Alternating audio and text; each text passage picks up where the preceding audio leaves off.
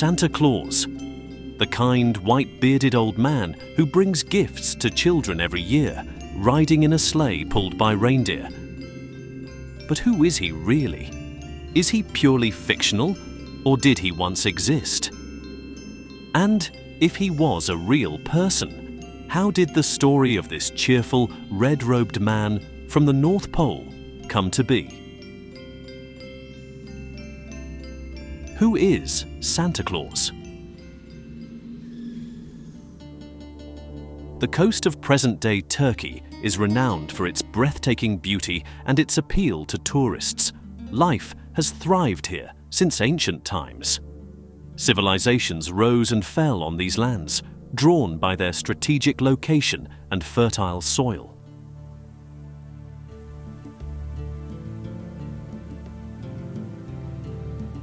Over 2,000 years ago, the ancient Lycians ruled these shores. They were skilled sailors and shrewd traders who worshipped the sun, believing that placing their dead higher brought them closer to God. The remnants of their culture are still visible today. Tombs carved into cliffs and stone boats on the coastal hills. A massive earthquake once shook this region, claiming many lives. The settlement on the small island of Kekova was consumed by the sea. As the earth shifted, the island sank, taking its buildings with it. Most of the houses are now underwater, though jagged remnants of walls, doorways, and depressions in the rocks are still visible. In the shallows, thick walls appear beneath the turquoise waters, disappearing into the depths of the seabed. The survivors of this devastating event abandoned Kekova and moved inland to settle along the opposite shore. Later, these lands were conquered by the Romans, and soon after, Christianity began to spread. About 5 kilometers from Kekova Island lies Patara, the birthplace of one of the most beloved and revered saints in the Christian world, Nicholas. Born into a wealthy family, Nicholas was their only child. After losing his parents, he dedicated his life to helping the poor and sharing his wealth with those in need. As a young man, Nicholas went on a pilgrimage to the Holy Land, where he lived for some time. On his return, he arrived in Myra, now Demre, about 50 kilometers east of Patara, where he was elected bishop. Throughout his life, Nicholas was known for his generosity and kindness. After his death, he was buried in his church in Myra. The church faced destruction and flooding from a nearby river, but was repeatedly restored. For nearly 700 years, it housed the relics of St. Nicholas. This man became the inspiration for the modern Santa Claus. But long before that, his story took an intriguing turn. The Bishop of Myra eventually became the Saint of Bari, a port city in Italy. How did this happen? The journey from Lycia to Italy's eastern coast was long, but St. Nicholas's grave in Myra became a popular pilgrimage site. Myra, being a port city, allowed sailors to hear and spread stories of the saint's miracles far and wide. A city that could claim the relics of a saint often prospered, as pilgrims would come to worship and need food and shelter. After Myra fell under Seljuk control, which opposed Christianity, Italian merchants from Venice and Bari saw an opportunity. Venice already possessed the relics of St. Mark, sparking fierce competition as Bari sought to secure its own relics for both spiritual and economic reasons. In 1087, 3 ships carrying sailors and merchants from Bari docked in Myra while en route to Antioch.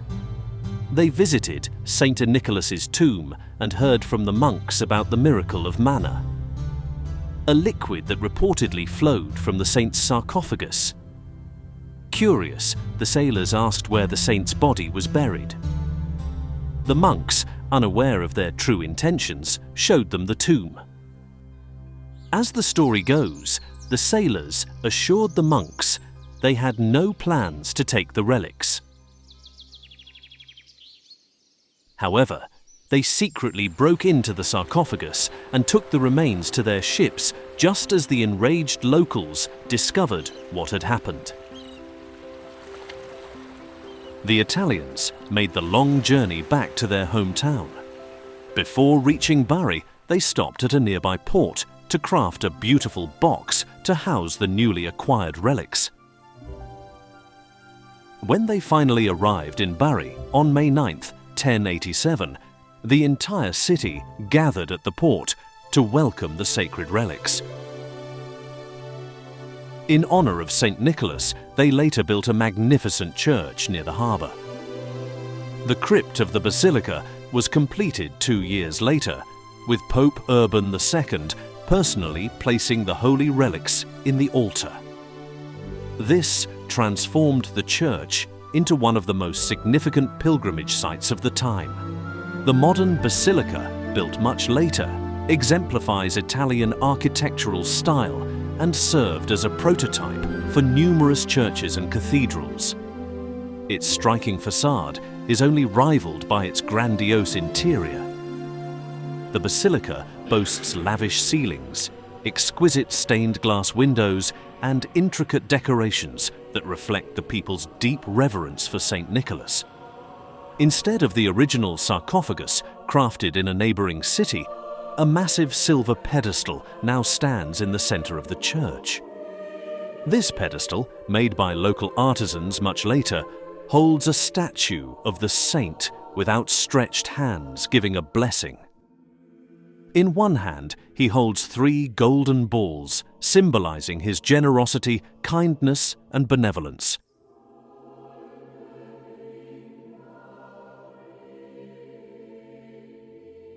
The altar is adorned with exceptional richness. Towering candlesticks, heavily ornamented with gold and silver, complete the ensemble. These works of art are of extraordinary value, as are the marble statues at the altar's base.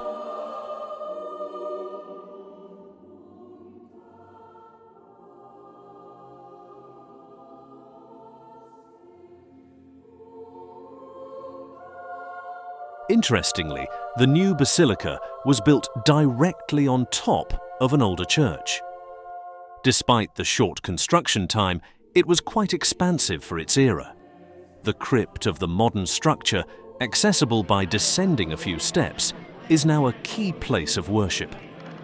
One of the most venerated spots is the Column of Miracles, which is always surrounded by visitors. Pilgrims often touch it or rub a handkerchief against it, believing they can capture the life-giving healing powers that draw so many to this sacred place. Nearby is the altar of the Orthodox Church. The Basilica of St. Nicholas is unique as the only Catholic church where both Catholic and Orthodox priests hold Mass. This remarkable compromise, achieved in the spirit of faith, honors the legacy of this cherished saint. The relics themselves are kept in a small niche near the Orthodox section of the basilica. Every year, the transfer of the relics from Myra to Bari is celebrated with a grand festival, culminating in the collection of manna. The manna of St. Nicholas, also known as butter, is a clear, transparent liquid that inexplicably forms in the saint's tomb. The origins of this phenomenon remain a mystery to this day. Church authorities confirm that no external water can enter the sealed box containing his bones, making the event all the more miraculous. Every year on May 9th, after several days of joyous festivities, the sacred liquid is collected in a glass container before a multitude of worshippers. This ceremony is celebrated with profound solemnity. Pilgrims from across the globe gather to honor Saint, Nicholas, affectionately known as the Saint of Bari. Even today, people demonstrate their unwavering devotion by undertaking pilgrimages, just as they did centuries ago. Entire villages in Italy send representatives to walk the path to the basilica, showcasing their deep reverence for this beloved saint. In addition to the pilgrims, children from around the world gather, carrying their national flags and long banners adorned with drawings. They walk slowly and solemnly through the streets, beginning their procession at the basilica. Believers are deeply moved by the saint's tomb, which continues to produce manna, just as it did in Myra. For centuries, people have prayed to Saint Nicholas for protection and good health, believing in the miraculous properties of this sacred substance. To make the manna accessible, it has been distributed in bottles adorned with the saint's image. For generations, the art of painting these glass bottles was a unique craft practiced exclusively in the Apulia region. The day before the collection of the manna, the entire city comes together for a grand procession, recreating the historic moment when the relics were first brought to Bari. A statue of St. Nicholas is carried out of the church with great solemnity and, surrounded by a throng of people, escorted to the port.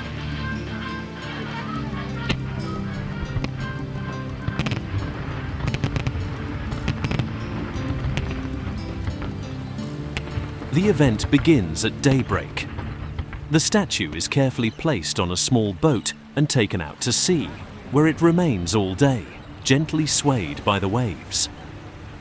Pilgrims in boats encircle it, their determination evident as they navigate the waters to get as close as possible.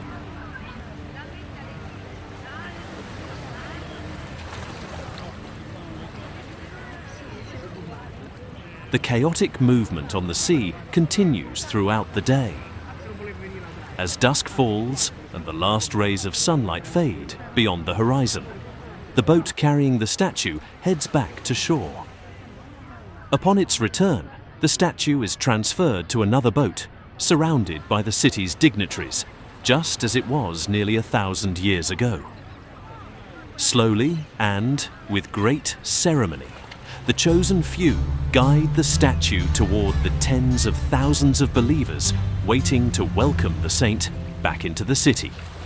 Every year, this remarkable event garners media attention as a unique celebration, drawing nearly the entire city into its streets. The magnificent procession continues as the statue makes its way through the festively decorated streets to the basilica. The atmosphere is alive with joy, and as dusk sets in, even more people gather to witness the boat's return and join the celebration. In the square near the port, a massive crowd gathers for the solemn mass celebrated by both Catholic and Orthodox priests. Together, they offer prayers to Saint Nicholas, asking for health and protection.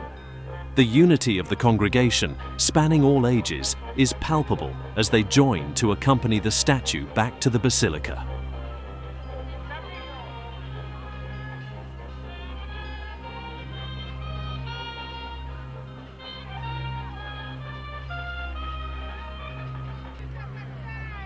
For hours, the people of Bari wait eagerly for this moment. The bearers lift the statue once again and slowly begin the final procession toward the church. The entire city is alight with celebration, its streets glowing with bright decorations and bustling with people. On either side of the streets, leading to the basilica, specially constructed light arches shine brilliantly, marking the path of the procession. The vibrant parade is a living commemoration of the arrival of the saint's relics centuries ago and the city's historic welcome. The atmosphere is lively and colourful. Street vendors line the streets, offering a variety of goods to the crowds. Every major street is packed with people, and along the coastal boulevard, The colourful lights reflect off the dark waters of the sea. In the midst of the commotion, the anticipation for the saint's arrival is electric. The entire city gathers outdoors as fireworks light up the night sky in a dazzling display. Thousands of lights flash in a breathtaking sequence, illuminating the atmosphere with a spectacular glow. The lavish extravaganza of lights doesn't mark the end of the celebration. The streets remain lively, filled with smiling faces and cheerful crowds. An exceptionally detailed chalk drawing in the middle of the street draws the attention of everyone passing by. The artwork depicts Saint Nicholas, his lifelike eyes and serene face radiating kindness, while his hand is frozen mid-blessing. Passers-by pause in admiration, many tossing coins to the talented artist. The nearly 6-metre-high image captivates all who see it, honouring the city's patron saint as if he is looking down from heaven, encouraging kindness and humanity. By the next morning, the once vivid chalk drawing is heavily faded, left to endure the path of passing cars. It stands as a fleeting reminder of the thousands who walked the streets in honour of St. Nicholas. The third and final day of the celebration is the most significant. In the early hours, worshippers fill the basilica, eager to witness the climax of the 3-day festivities honouring the saint. On this day, after the High Mass, the manna is collected in an exceptionally solemn ceremony. The church service is once again conducted simultaneously by a Catholic priest in the central part of the basilica and an Orthodox priest in the crypt below. A large screen is placed in the center of the basilica, allowing the faithful to witness the collection of the manna in real time.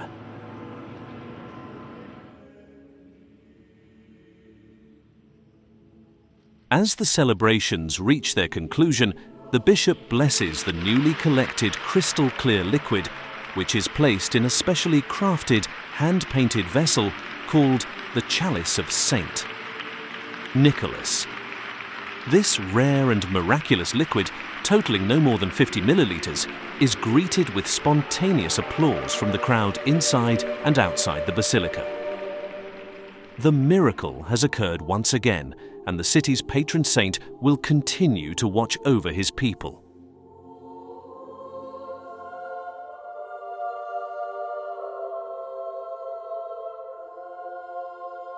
The bishop carefully seals the small opening leading to the saint's relics and locks the ornate wrought iron doors.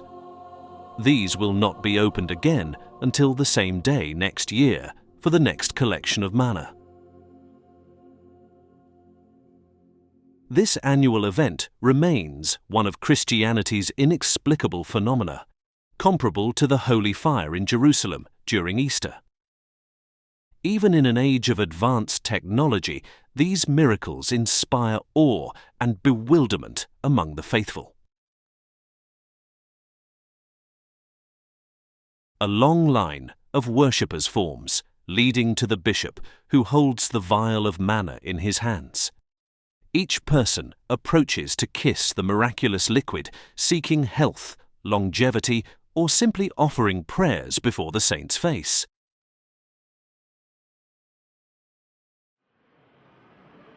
Later, the manna is mixed with water and distributed to believers. Those who wish to ask the saint for healing use it by either drinking the blessed water or sprinkling it on areas of illness or pain. According to an ancient tradition, the manna is preserved as a sacred relic in intricately decorated bottles. Local artists adorn these vessels with scenes from the life and miracles of St. Nicholas. These bottles are cherished even by those who may not fully believe in the liquid's healing power, as they symbolize faith, hope, and the saint's enduring presence in the lives of the faithful. Interestingly, manna began flowing from St. Nicholas's tomb in Myra immediately after his death. Numerous biographies documenting his miracles testify to this phenomenon. According to many accounts of the transfer of his relics, the box containing St. Nicholas's remains was filled with manna. After his relics were moved to Bari, this miraculous occurrence continued without interruption. Naturally, some people sought a natural explanation for the phenomenon. In response, the Basilica administration invited anyone interested to verify that the miracle was not fabricated. During a major renovation of the church's crypt in 1954, St. Nicholas's grave was opened and his bones were exhumed. These were placed in a new urn, which remained visible to worshippers for 3 years. Despite the relocation of the bones, the manna continued to flow annually. But how does this revered saint connect to the image of Santa Claus, the cheerful old man who delivers gifts to children? Few people realize that the beloved figure of Santa Claus is based on St. Nicholas. In many cultures, St. Nicholas is known as the protector of children. Numerous stories recount his acts of saving children and reuniting them with their families. Throughout his life, St. Nicholas was seen as a rescuer, always shielding children from harm and bringing them back to their loved ones. It's no wonder that he became the cherished patron saint of children. The most famous story of St. Nicholas inspired the widespread tradition of hanging a stocking by the fireplace at Christmas. The story tells of a wealthy man who fell into misfortune and lost all his money. Unable to provide dowries for his 3 daughters, they were left with little hope of marriage. Moved by their plight, St. Nicholas decided to help, using part of his substantial inheritance. One night, he went to their house and threw a bag of gold through the open window. The bag landed in one of the stockings hung to dry by the fireplace. As it fell, 3 golden balls spilled out, becoming the symbols of his generosity and forming the basis of the Christmas tradition. In addition to being the protector of the helpless and the wronged, St. Nicholas is also the patron saint of sailors and their ships. Maritime nations held St. Nicholas in high regard, particularly the Netherlands. Many churches across the Dutch territories are dedicated to him, and Dutch settlers brought their veneration of St. Nicholas to the New World. In time, his role as a protector grew in prominence, eventually making him the guardian saint of New York. Songs and stories about St. Nicholas portrayed him as an elf dressed in fur, gradually obscuring his original identity. His appearance evolved to resemble the attire of northern cultures that deeply revered him. Over time, these changes led to the modern image of Santa Claus. But how did this transformation occur? In 1931, the Coca-Cola Company hired illustrator Haddon Sundblom to give Santa Claus a more humanized appearance for their magazine advertisements, aiming to boost sales. Before Sundblom's work, Santa was often depicted as a blend of an elf and a priest. After the 1930s, it became an annual tradition to update Santa's image in Coca-Cola's ads. The iconic figure of Santa Claus, holding the world-famous soft drink, became a staple of holiday campaigns. Interestingly, Sundblom's original inspiration for Santa was his friend and neighbour, Lou Prentice, a retired sailor. After Prentice's death, Sundblom often used himself as a model, looking in a mirror to refine Santa's features. For 35 years, Sundblom painted Santa Claus illustrations, which were featured in magazines and posters. Today, these artworks are displayed in special exhibitions around the world, celebrating the creation of one of the most enduring holiday icons.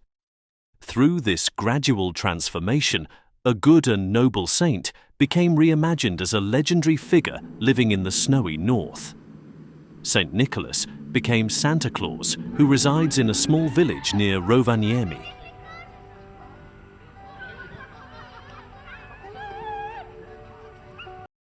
But why was this particular place chosen? Rovaniemi holds a strategic location where two major rivers, the Kemijoki and Uunasjoki, converge. Its history as a crossroads for merchants and craftsmen, as well as a stopping point for travellers heading north, stretches back centuries. The rivers enabled the transport of goods and people, while the bridge spanning them became a symbol of the city. The bridge's glowing torches, visible from afar, light up the almost endless polar night.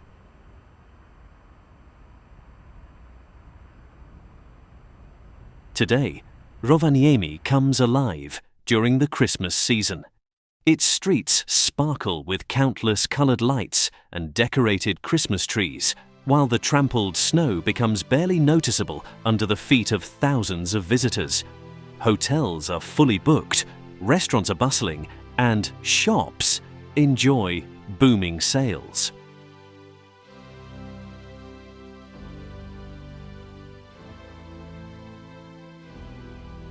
Tourists from around the world flock to this otherwise small town with their children to celebrate the holiday season. The origins of Rovaniemi's tourism date back to the 1920s, driven largely by its proximity to the Arctic Circle. The first notable tourist to visit the Arctic Circle was Eleanor Roosevelt, the widow of the US president, 65 years ago. During her visit, Rovaniemi was still recovering from the devastation of World War II and had little to offer in terms of attractions. To make her visit memorable, the locals decided to take her to the Arctic Circle, just 17 kilometers away.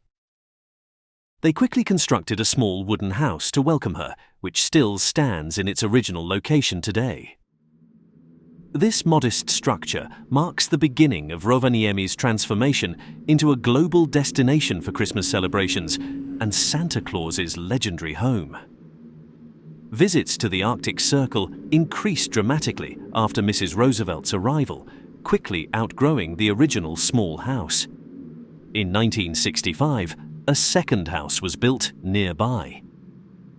At that time, Santa Claus travelled regularly from his home in Korvatunturi near the Arctic Circle to meet the growing number of tourists. About 20 years later, he made this location his permanent home, giving rise to the idea of Santa Claus Village.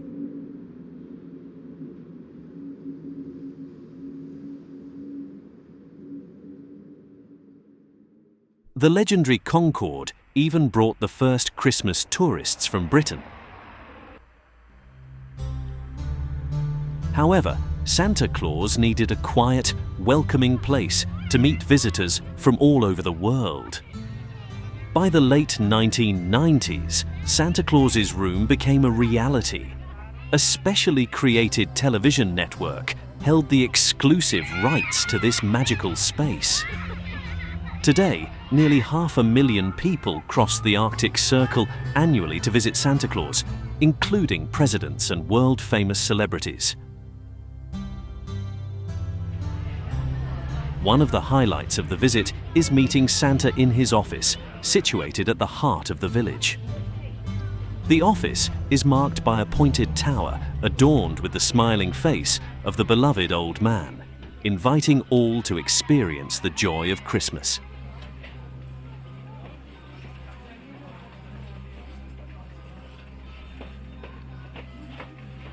Every year, crowds gather in front of Santa's office to witness him officially open the Christmas season. From an improvised stage, he greets visitors warmly in several languages, spreading wishes of health and happiness to all. That's very good because I have some... As his words fade into the cold air, the inky blue sky lights up with multicolored fireworks, greeted by the stormy applause of the audience. Adjacent to Santa's office is his post office, unmistakable with its signature sign. During the Christmas season, the post office becomes a hub of activity. Letters arrive from across the globe, carefully reviewed and sorted by Santa's hard-working elves. This cosy little office receives nearly 500,000 letters annually. Visitors can also order a personalized letter from Santa Claus himself, stamped with a special postmark featuring his face. Tireless and cheerful, the elves ensure that every letter is sent out on time, bringing joy to children around the world.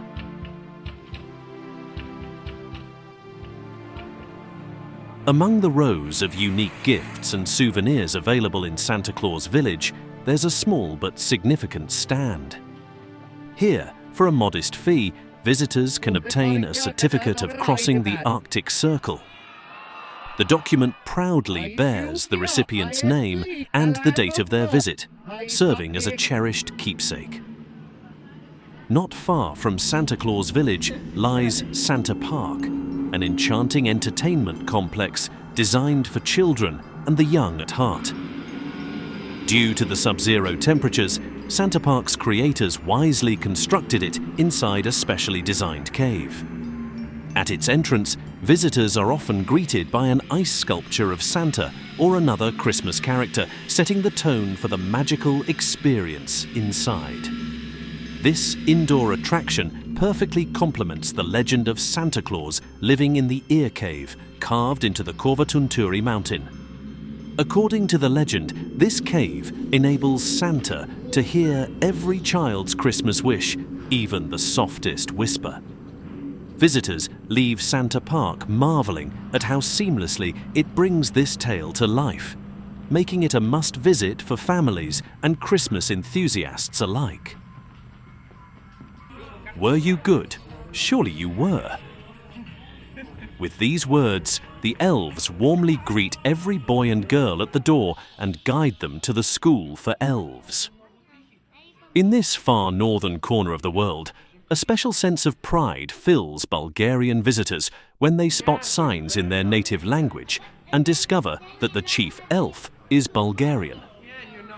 Even the lessons are conducted in Bulgarian.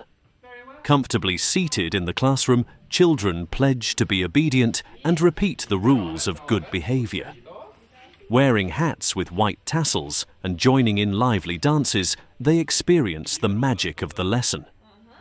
By the end, everyone is transformed into an elf, learning and repeating the 3 secret magic words. The large stage at the heart of the attraction is taken over by the elves, who tirelessly entertain their young guests. After learning elven words, both children and parents are ready for the highlight, meeting Santa Claus himself. Sitting proudly at his grand desk, Santa Claus awaits his young visitors. He welcomes them with a warm smile and gives each child a card bearing his image.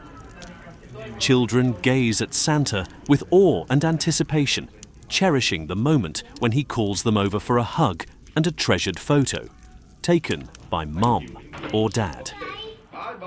Although this Santa is not the same person from Santa Claus Village, his clothing and appearance are nearly identical, ensuring that no child questions the magic of Christmas.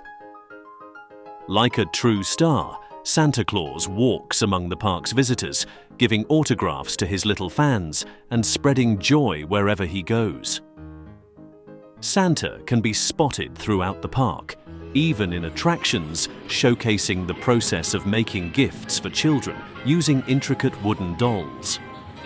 These moments of creativity and fun are interspersed with glimpses of life in the Arctic Circle and its indigenous Sami people, also known as the Laps. Next, children decorate gingerbread cookies with colourful sugar, chocolate bars, and cream. The joy is doubled as they savour their creations, accompanied by warm fruit tea.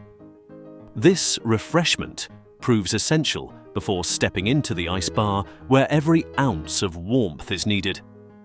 Hats and gloves are a must in this frosty space, where everything, even the glasses, is made of ice. Finally, the most meaningful souvenir from Santa's cave is one created by the children themselves. To make this possible, the elf host of the special workshop ensures every child leaves with a personal touch. The walls of the workshop are adorned with countless small wooden faces, each painted with bright eyes, button noses, and white cotton beards.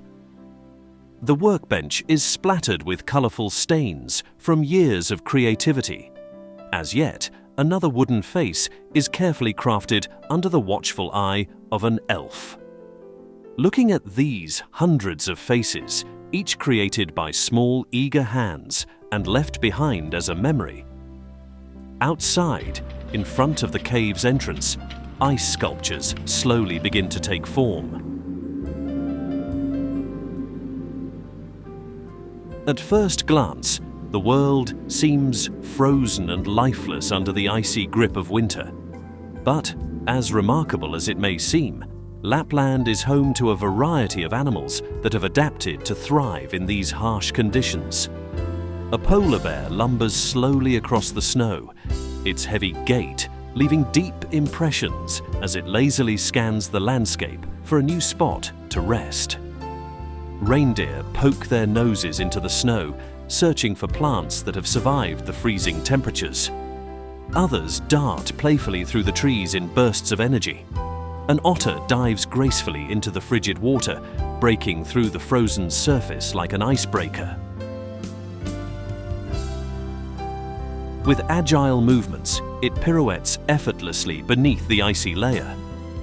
Despite the short polar days and the long dark nights, life here is anything but dormant. The wilderness is alive and thriving. Sometimes, especially on clear, cloudless nights when the cold air shimmers with an almost tangible stillness. Visitors to Santa's village are treated to one of nature's most breathtaking displays: the aurora borealis, or northern lights. The colours of the northern lights range from vibrant blues and greens to mesmerising pinks and reds. According to Lapland folklore, only those who are truly happy can see the northern lights, a belief that adds an extra layer of magic to the experience. It feels as though the northern lights are a creation straight out of Santa's workshop. Amid this icy landscape of mystical twilight with pastel shadows stretching across the horizon, one feels like a tiny part of a perfectly orchestrated masterpiece. The thought of how a good and noble man, born in a warm country, became the patron saint of a distant northern city and transformed into the ruler of a winter cave filled with hard-working elves feels surreal, almost fantastical. But this incredible transformation can only be explained by one enduring truth: humanity's desire to believe in goodness.